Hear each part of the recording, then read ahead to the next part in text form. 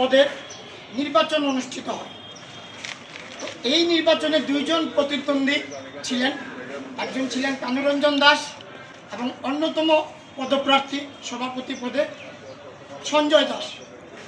দুজনের মধ্যে দুজন ক্যান্ডিডেট থাকায় নির্বাচন করতে বাধ্য হয় আজকের সভার সভাপতি মাননীয় BDO sir, executive officer, executive magistrate মাননীয় প্রবীণ কুমার মাহাতো মহাশয়। তো নির্বাচনে দেখা যায় দুজনেই উভয় পক্ষে 5টি ভোট পেয়েছে। সুতরাং সমান থাকায় টসের মাধ্যমে দুজনকে সামনে রেখে এবং সব নির্বাচিত সদস্যদেরকে সামনে রেখে টস করেন আমাদের আজকের সভার সভাপতি মহোদয় এবং সেই টসে কানুরঞ্জন দাস নির্বাচিত হয়।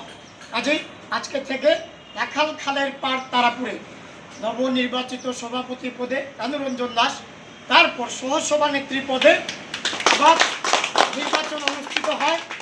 দুজন নাম ছিল, একজন ছিল সমিতা সিনহা, অন্যতম প্রার্থী ছিলেন পুষ্পাবতী সিং।